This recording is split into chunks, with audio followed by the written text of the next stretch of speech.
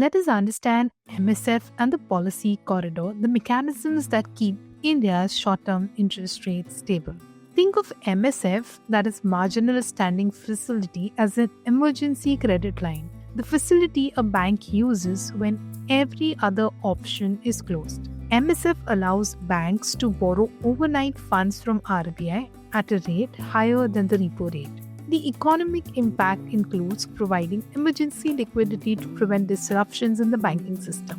MSF rate acts as the upper ceiling for overnight market rates, helps maintain financial stability during the liquidity stress. MSF is a part of RBI's liquidity adjustment facility. UPSC often asks the hierarchy whether MSF at the interest rate is greater than repo rate or the STF. Let us now look at the policy corridor.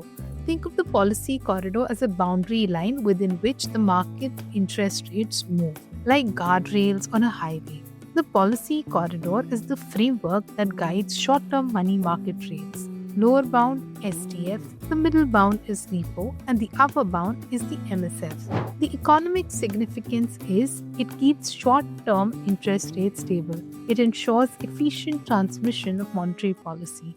It helps RBI manage daily liquidity without extreme volatility. The corridor narrows or widens based on monetary conditions.